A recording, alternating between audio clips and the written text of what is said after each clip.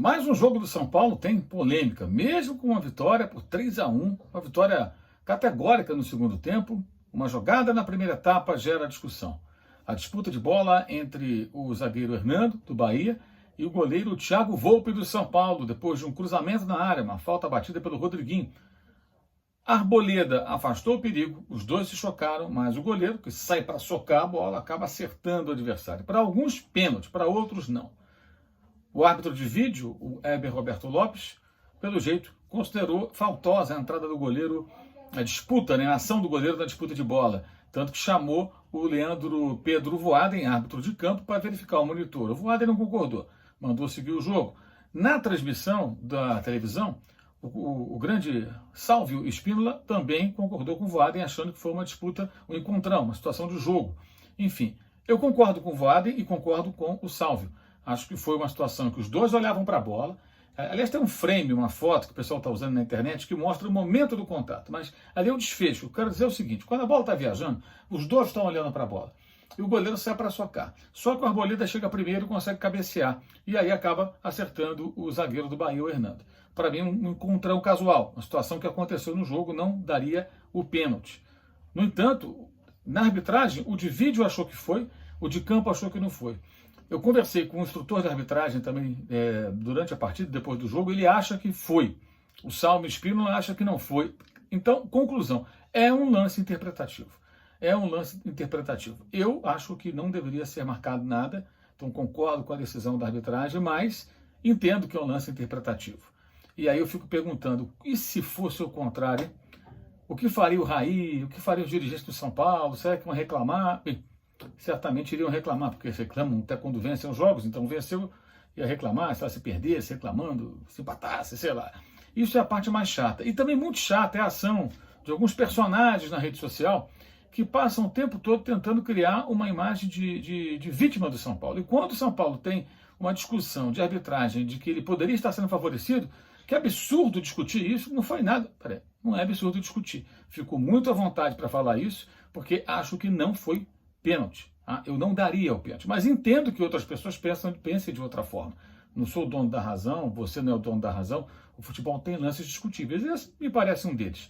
Então, conclusão. Na minha opinião, acertou a arbitragem. Na opinião de outros, errou a arbitragem. Quem está certo? Não existe verdade absoluta. É um lance realmente discutível. O outro árbitro marcaria. Voaden no vídeo e Heber no campo, provavelmente o Heber marcaria, porque se ele chamou o árbitro de campo para verificar o monitor, é porque ele considerou essa entrada do Thiago Volpe faltosa. Em campo, no jogo, segundo tempo, São Paulo muito bem, Reinaldo muito bem. Detalhe para o gol do Luciano, de meia bicicleta, o Reinaldo bate o lateral na área, mas não é que eu sempre critico, lateral na área de jogada aleatória não dá, mas lateral na área como uma jogada astuta, de oportunidade, perspicaz, legal. Foi o que ele fez, ele percebeu o Luciano se infiltrando na área, não tem impedimento na cobrança lateral, jogou a bola com violência para dentro da área do Bahia, os zagueiros Juninho e Hernando bateram cabeça e o Luciano se aproveitou para fazer de meia bicicleta, tirando proveito também da saída atabalhoada do goleiro Douglas, do bom goleiro Douglas, que também para mim errou ali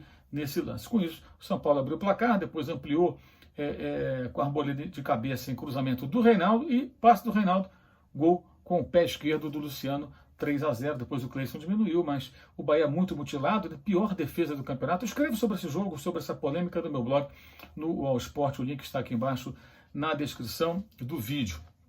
O outro jogo mais cedo, envolvendo inclusive times aqui de São Paulo, no caso um time de São Paulo, foi o jogo entre o Palmeiras e o Atlético Paranaense. A exemplo do Bahia, o Atlético nem o segundo goleiro tinha, só tinha um goleiro.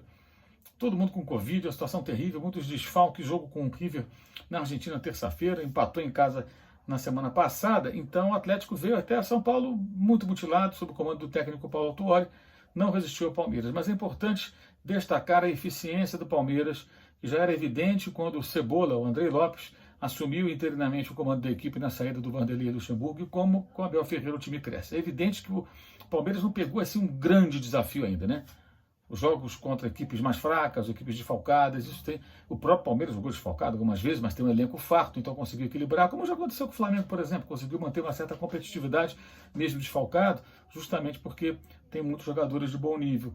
Mas a mudança é brutal, só de lembrar que se discutia há um mês e pouco, sobre a necessidade ou não do Palmeiras contratar jogadores, quando se questionava a qualidade do elenco, né?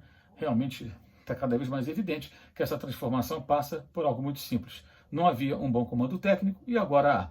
Agora, com a qualidade do trabalho do Abel Ferreira, que parece realmente muito bom, isso a gente vai saber mais na frente, quando chegarem os jogos realmente mais difíceis, porque o Palmeiras, nesse pedaço do campeonato, não teve jogos tão duros e nos torneios de mata-mata teve muita sorte, pegou adversários mais fracos, isso evidentemente facilita bastante as coisas, não fica tão complicado como se estivesse diante de oponentes de um nível técnico mais alto, né? Aí a coisa ficaria um pouco mais complicada, evidentemente, mas diante do que estamos vendo, é nítido o progresso, vejamos se esse progresso vai bastar para que o Palmeiras seja competitivo a ponto de brigar por títulos de Libertadores, Copa do Brasil, né? Já está na semifinal do mata-mata doméstico, digamos assim.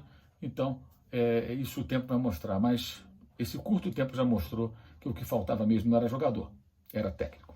Saudações.